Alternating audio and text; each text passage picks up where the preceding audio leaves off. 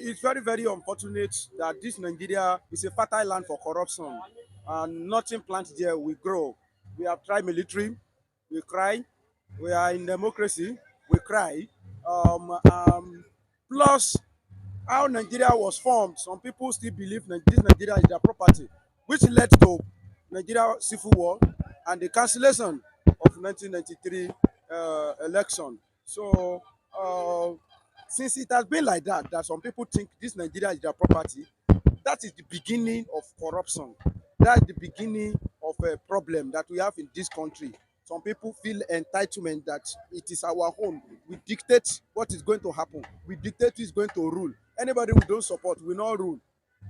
To the extent that they are planting governor, they are choosing our governor that will rule us for us. So as it is happening like that, it's like a wildfire that come across from the north, and there are bombs that planted in the south. Yes, all of them now catch fire in this place. So it has make mockery of democracy.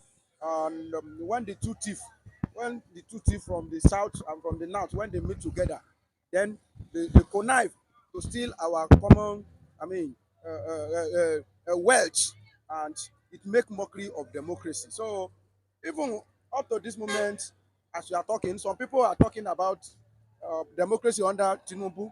They have forgotten democracy under Obasanjo, where an elected, I mean, governor was kidnapped, where somebody that won primary election was jumped, and candidate was given, I mean, flag was given to another person. Talking of River State case. So very, very unfortunate. Somebody like Tinubu that was in opposition that time, that was seeing it, criticizing it, when he come on board, instead of him to correct all those things, he keep on doing the worst. So the problem is, who will bear the cards?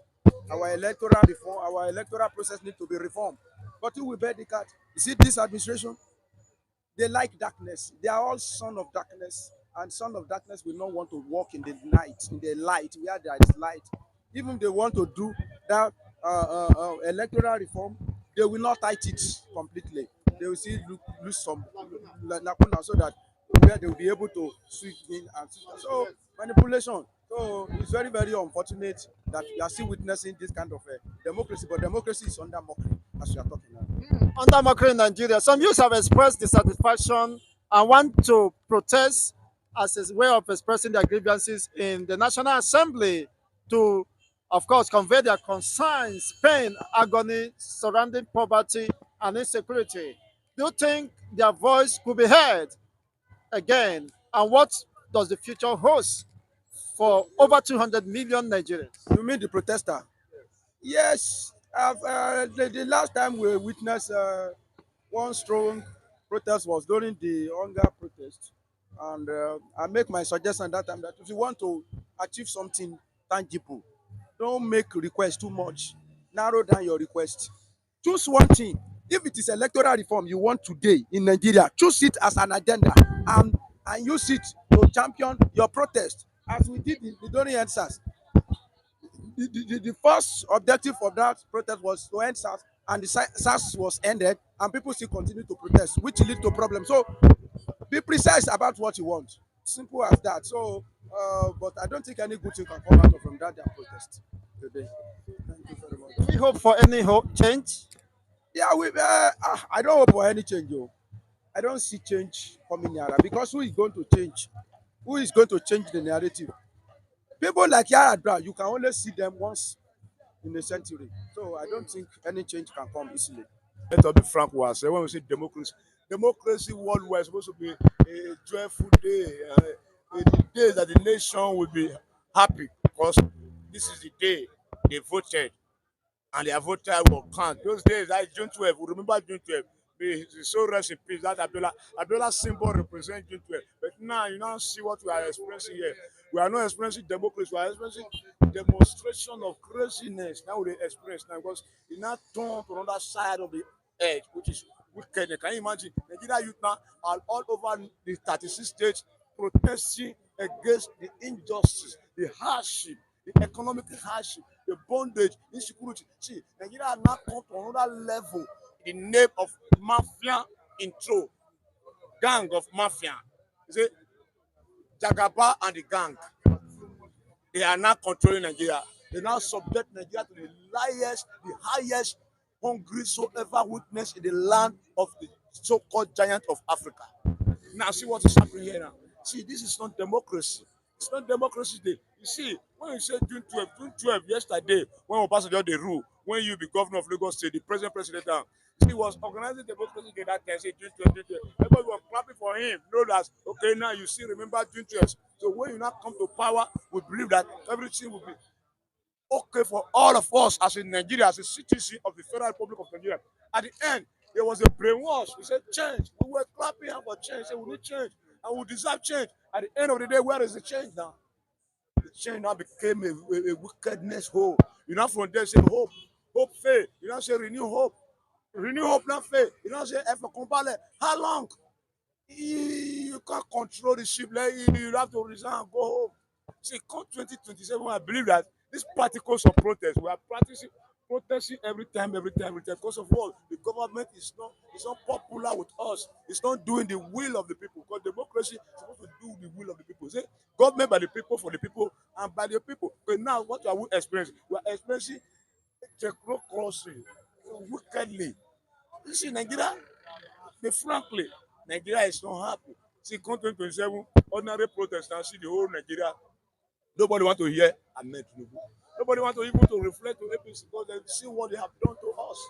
Okay, now, come 2027, how they want to win.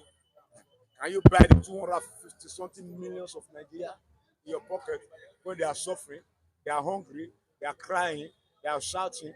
It's not possible. So let us be frank with ourselves. I'm thanking God that we are witnessing this type of situation. Because when Jonathan was there was nothing like this. But this same man, mafia, they calling Nigeria to say, let this man go.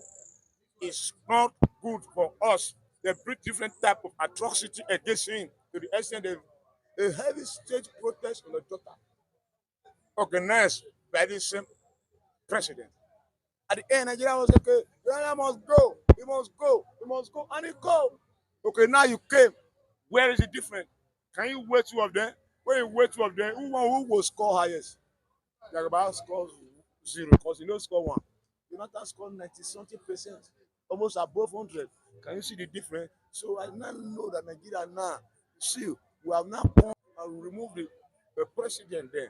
Now we are protesting. You are saying we should go to our village and protest. We say we should not protest. But time is coming. And that time is coming gradually. It cares not taking. That revolution is coming because Nigeria cannot continue living like this in a bondage, incarceration in your whole home. Can you imagine? You say IDP camp. What do you mean of IDP camp? You asylum in your country, refugee in your country. It's never happened in the history of the planet. You see, either you go to another person's country, you apply at an asylum. But now in your own home, people came in faith, they pursue you out of your environment and they occupy. And there is a sitting president somewhere, control, commander in chief of the armed forces. Where are you commanding? Where is the armed forces? So Nigeria have tired. This is the end of the road to him. The handwriting is reaching the wall. Jagaba, time up. No matter your capacity of demonic power, God is above the realm. Say God's judgment is supreme. No matter how powerful you are, their power is powerless. Because Nigeria have come a long way. To the history of Nigeria, Nigeria will begging on a daily basis in the street. You see, and the handsome man, a big man, with coat saying, please help me with 200 naira, help me with 200 naira to eat, to transport. How can we continue in this situation? Time has come for us to decide, and the time is now. We have to decide. He said, we have decided. We have decided. Can you imagine? See, the whole Nigeria have decided. Election never come. They don't decide. They don't already decide. And the election come. Okay, now you say PDP here, APC here, Labour Party here. You cave, you destroy PDP, you destroy Labour Party. Can you destroy all Nigeria? Nigerians have decided what are the decisions. Jagaban to time up. It's time for you to go. And if you don't want to go, nobody kill for your back, nobody vote for you. Are you going to kill us? Or you are going to put yourself like that? You do until yesterday. They announced the election overnight. At the end of the day, there was a tribunal judgment. All the judges, everybody sleep off. We can't sleep off anymore.